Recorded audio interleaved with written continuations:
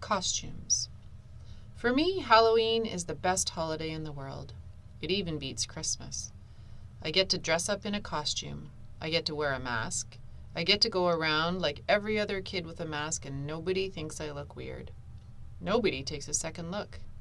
Nobody notices me. Nobody knows me. I wish every day could be Halloween. We could all wear masks all the time. Then we could walk around and get to know each other before we got to see what we looked like under the masks. When I was little, I used to wear an astronaut helmet everywhere I went. To the playground, to the supermarket, to pick Via up from school. Even in the middle of summer, though it was so hot, my face would sweat. I think I wore it for a couple of years, but I had to stop wearing it when I had my eye surgery. I was about 7, I think. And then we couldn't find the helmet after that. Mom looked everywhere for it. She figured that it had probably ended up in Gran's attic, and she kept meaning to look for it, but by then I had gotten used to not wearing it. I have pictures of me in all my Halloween costumes. My first Halloween, I was a pumpkin. My second, I was Tigger. My third, I was Peter Pan. My dad dressed up as Captain Hook. My fourth, I was Captain Hook. My dad dressed up as Peter Pan. My fifth, I was an astronaut. My sixth, I was Obi-Wan Kenobi. My seventh, I was a clone trooper. My eighth, I was Darth Vader. My ninth, I was the Bleeding Scream, the one that has fake blood oozing out over the skull mask. This year, I'm going to be Boba Fett. Not Boba Fett the kid in Star Wars Episode 2, Attack of the Clones, but Boba Fett the man from Star Wars Episode 5, The Empire Strikes Back. Mom searched everywhere for the costume but couldn't find one in my size, so she bought me a Jango Fett costume, since Jango was Boba's dad and wore the same armor, and then painted the armor green. She did some other stuff to it to make it look worn too. Anyway, it looks totally real. Mom's good at costumes. In homeroom, we all talked about what we were going to be for Halloween. Charlotte was going as Hermione from Harry Potter. Jack was going as a Wolfman. I heard that Julian was going as Jango Fett, which was a weird coincidence. I don't think he liked hearing that I was going as Boba Fett. On the morning of Halloween, Via had this big crying meltdown about something. Via's always been so calm and cool, but this year she's had a couple of these kinds of fits. Dad was late for work and was like, "Via, let's go, let's go." Usually Dad is super patient about things, but not when it comes to his being late for work, and his yelling just stressed out Via even more, and she started crying louder, so Mom told Dad to take me to school and that she'd deal with Via. Then Mom kissed me goodbye quickly before I even put on my costume and disappeared into Via's room. "Augie, let's go now," said Dad. "I have a meeting I can't be late for." "I haven't put my costume on yet." "So put it on already. 5 minutes. I'll meet you outside." I rushed to my room and started to put on the Boba Fett costume, but all of a sudden I didn't feel like wearing it. I'm not sure why. Maybe because it had all those belts that needed to be tightened, and I needed someone's help to put it on. Or maybe it was because it still smelled a little like paint. All I knew was that it was a lot of work to put the costume on, and Dad was waiting and would get super impatient if I made him late. So at the last minute, I threw on the Bleeding Scream costume from last year. It was such an easy costume, just a long black robe and a big white mask. I yelled goodbye from the door on my way out, but Mom didn't even hear me. "I thought you were going as Jango Fett," said Dad when I got outside. "Boba Fett." "Whatever," said Dad. "This is a better costume anyway." "Yeah, it's cool," I answered. The Bleeding Scream. Walking through the halls that morning on my way to the lockers was, I have to say, absolutely awesome. Everything was different now. I was different. Where I usually walked with my head down, trying to avoid being seen, today I walked with my head up, looking around. I wanted to be seen. One kid wearing the same exact costume as mine, long white skull, face oozing fake red blood, high-fived me as we passed each other on the stairs. I have no idea who he was, and he had no idea who I was, and I wondered for a second if he would have ever done that if he'd known it was me under the mask. I was starting to think this was going to go down as one of those most awesome days in the history of my life, but then I got to homeroom. The first costume I saw as I walked inside the door was Darth Sidious. It had one of the rubber masks that are so realistic, with a big black hood over the head and a long black robe. I knew right away it was Julian, of course. He must have changed his costume at the last minute because he thought I was coming as Jango Fett. He was talking to two mummies who must have been Miles and Henry, and they were all kind of looking at the door like they were waiting for someone to come through it. I knew it wasn't a bleeding scream they were looking for. It was Boba Fett. I was going to go and sit at my usual desk, but for some reason, I don't know why, I found myself walking over to a desk near them, and I could hear them talking. One of the mummies was saying, "It really does look like him." "Like this part especially," answered Julian's voice. He put his fingers on the cheeks and eyes of his Darth Sidious mask. "Actually," said the mummy, "what he really looks like is one of those shrunken heads. Have you ever seen those? He looks exactly like that." "I think he looks like an orc."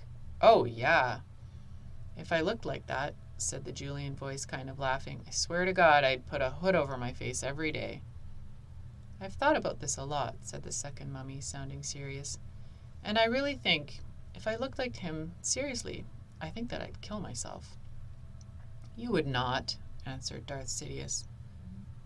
"You would not," answered Darth Sidious. "Yeah, for real," insisted the same mummy. "I can't imagine looking in the mirror every day and seeing myself like that. It would be too awful, and getting stared at all the time." "Then why do you hang out with him so much?" asked Darth Sidious. "I don't know," answered the mummy. "Tushman asked me to hang out with him at the beginning of the year, and he must have told all the teachers to put us next to each other in all our classes or something." The mummy shrugged. I knew the shrug, of course. I knew the voice. I knew I wanted to run out of the class right then and there. But I stood where I was and listened to Jack Will finish what he was saying. "I mean, the thing is, he always follows me around. What am I supposed to do?" "Just ditch him," said Julian. I don't know what Jack answered because I walked out of the class without anyone knowing I had been there. My face felt like it was on fire while I walked back down the stairs. I was sweating under my costume, and I started crying. I couldn't keep it from happening. The tears were so thick in my eyes I could barely see, but I couldn't wipe them through the mask as I walked. I was looking for a little tiny spot to disappear into. I wanted a hole I could fall inside of, a little black hole that would eat me up.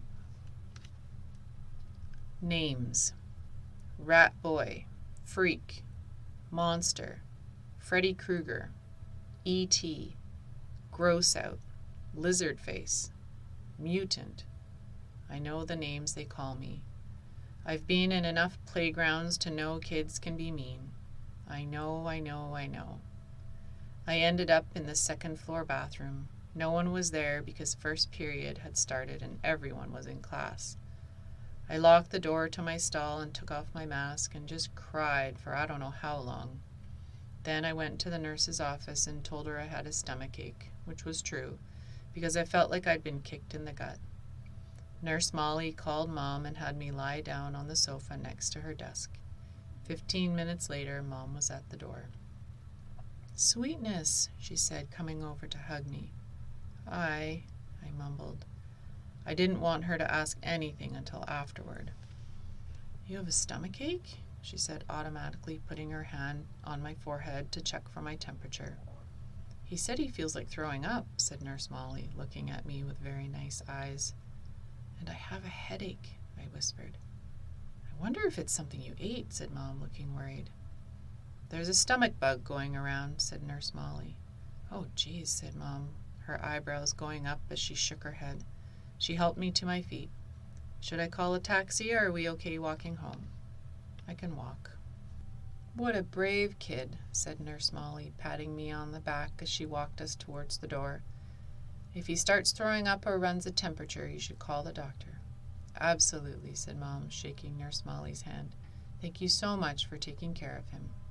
My pleasure, answered Nurse Molly, putting her hand under my chin and tilting my face up. You take care of yourself, okay? I nodded and mumbled, thank you. Mom and I hug-walked the whole way home. I didn't tell her anything about what had happened, and later when she asked me if I felt well enough to go trick-or-treating after school, I said no. This worried her, since she knew how much I usually loved trick-or-treating. I heard her say to Dad on the phone, he doesn't even have the energy to go trick-or-treating. No fever at all. Well, I will if he doesn't feel better by tomorrow. I know, poor thing. Imagine his missing Halloween. I got out of going to school the next day too, which was Friday, so I had the whole weekend to think about everything. I was pretty sure I would never go back to school again. Part 2. Via. Far above the world, planet Earth is blue, and there's nothing I can do. David Bowie, Space Oddity. A tour of the galaxy. August is the sun. Me and Mom and Dad are planets orbiting the sun. The rest of our family and friends are asteroids and comets floating around the planets orbiting the sun. The only celestial body that doesn't orbit August the sun is Daisy the dog, and that's only because to her little doggy eyes, August's face doesn't look very different from any other human's face. To Daisy, all our faces look alike, as flat and pale as the moon. I'm used to the way this universe works. I've never minded it because it's all I've ever known. I've always understood that August is special and has special needs. If I was playing too loudly and he was trying to take a nap, I knew I would have to play something else because he needed his rest after some procedure or other had left him weak and in pain. If I wanted Mom and Dad to watch me play soccer, I knew that 9 out of 10 times they'd miss it because they were busy shuttling August to speech therapy or physical therapy or a new specialist or a surgery. Mom and Dad would always say I was the most understanding little girl in the world.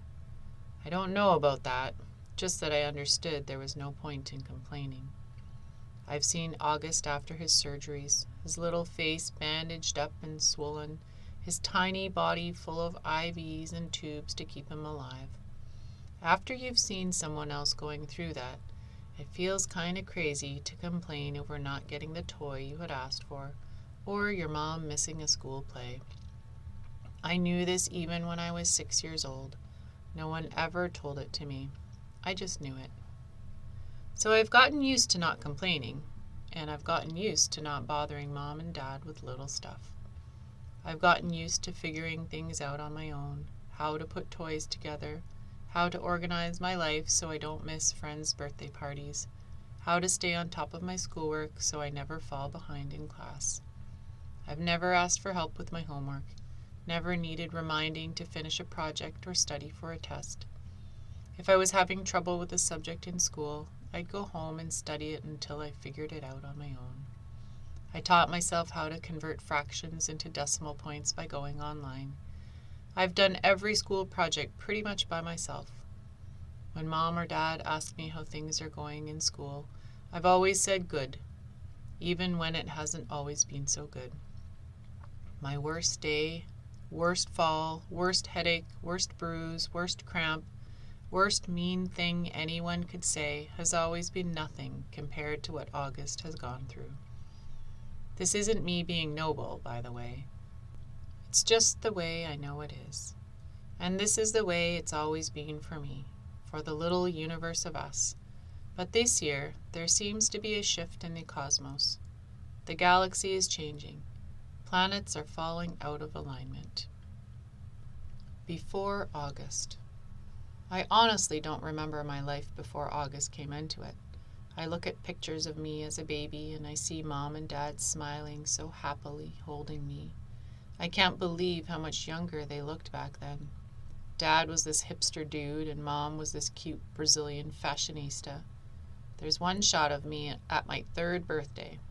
Dad's right behind me while Mom's holding the cake with 3 lit candles, and in back of us are Tata and Papa, Grans, Uncle Ben, Aunt Kate, and Uncle Poe.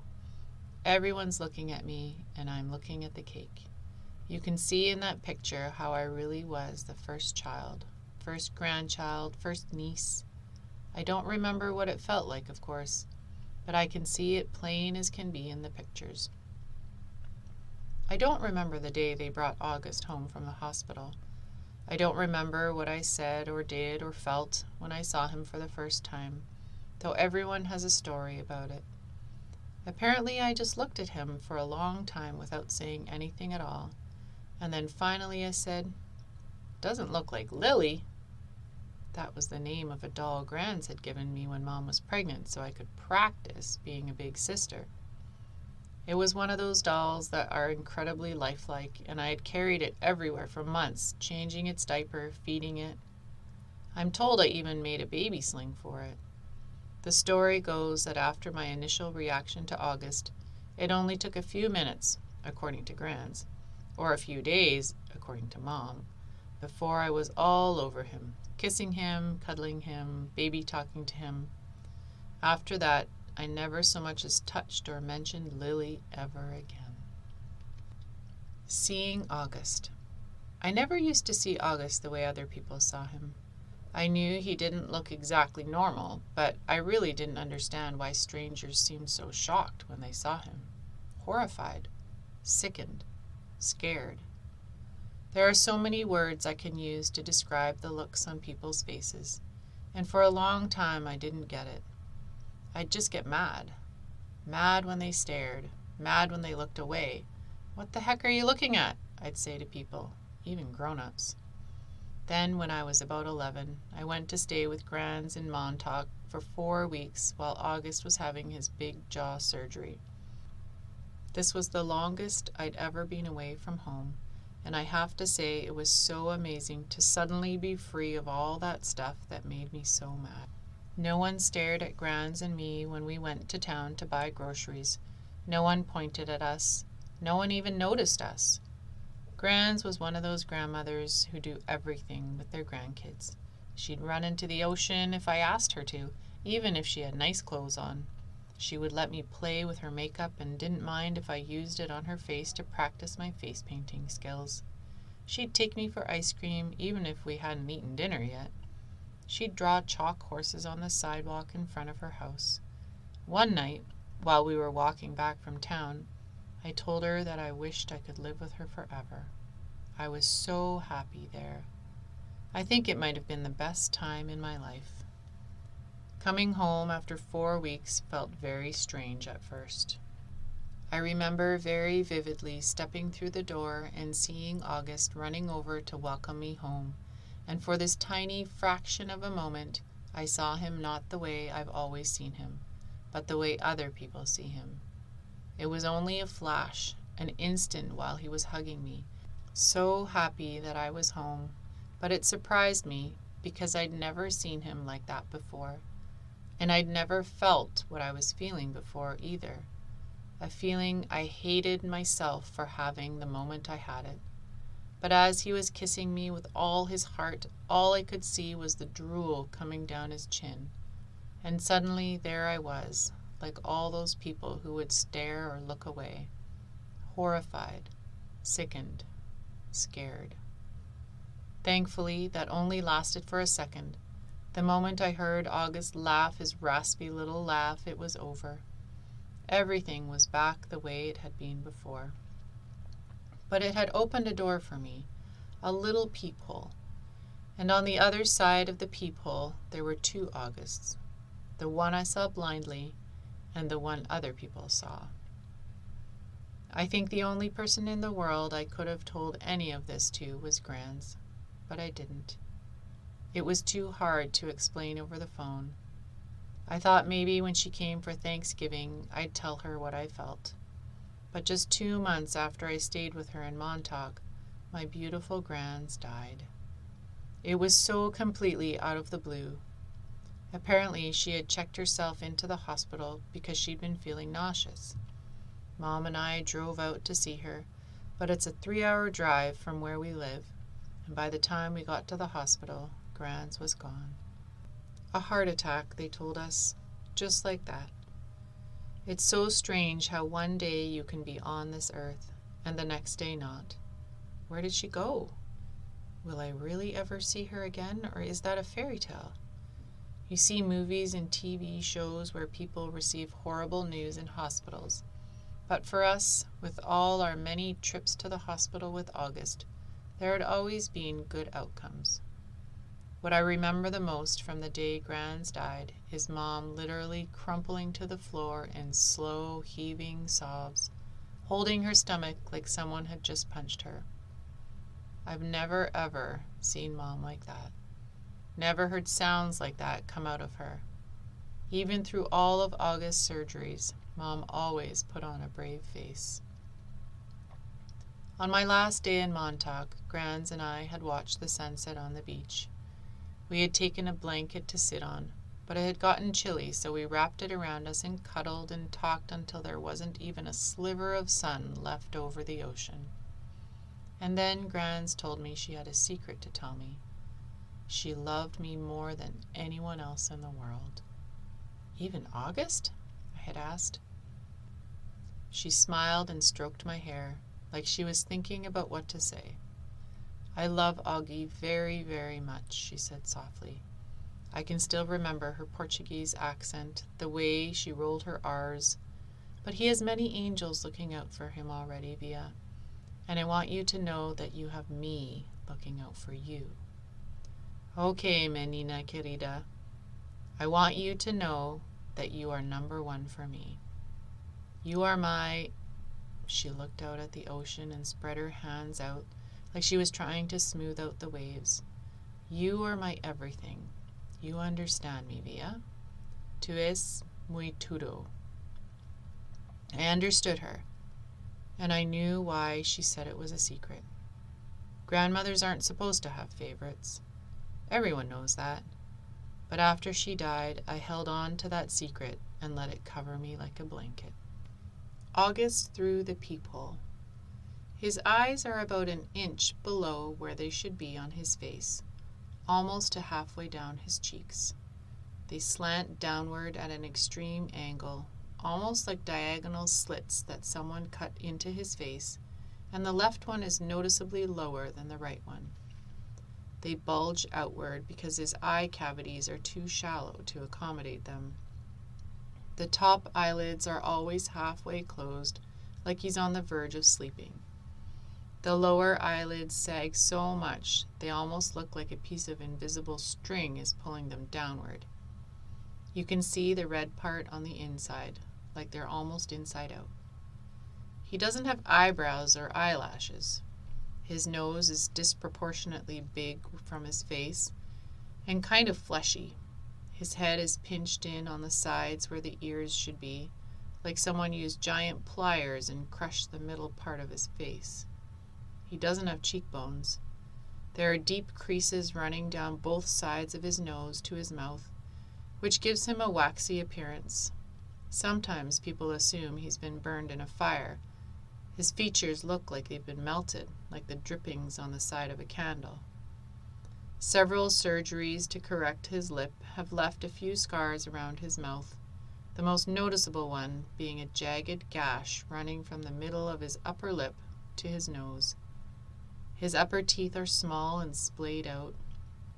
He has a severe overbite and an extremely undersized jaw. He has a very small chin. When he was very little, before a piece of his hip bone was surgically implanted into his lower jaw, he really had no chin at all. His tongue would just hang out of his mouth with nothing underneath to block it. Thankfully, it's better now. He can eat at least. When he was younger, he had a feeding tube. And he can talk, and he's learned to keep his tongue inside his mouth, though that took him several years to master.